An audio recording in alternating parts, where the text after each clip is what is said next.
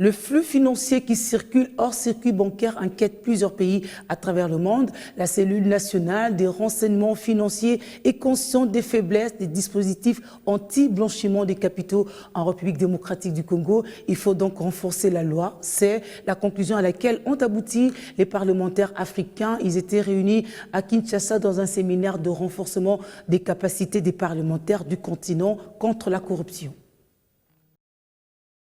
Des entrepreneurs nationaux comme étrangers sont alléchés à l'idée d'investir dans ce grand marché que constitue la République démocratique du Congo. Mais ils sont butés à plusieurs obstacles, notamment le blanchiment de capitaux.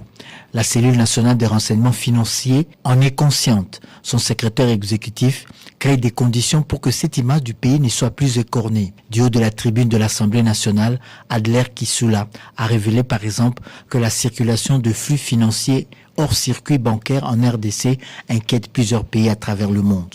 Pourquoi nous sommes considérés comme un terrain favorable? Il y a quelques facteurs favorisants, notamment l'étendue géographique de notre pays, la démographie de 60 jusqu'à ces jours, l'augmentation de la population constitue aussi un facteur favorisant le blanchiment des capitaux. Les conflits armés.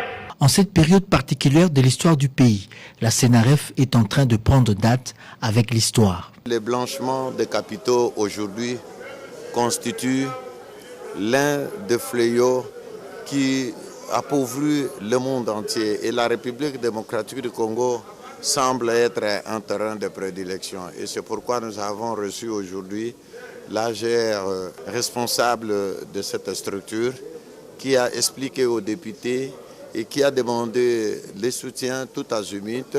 Et nous pensons que son exposé a captivé les honorables députés.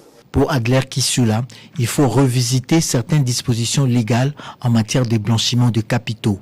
Le patron de la CNRF annonce qu'une proposition de loi dans ce sens sera déposée au Parlement dès la session prochaine.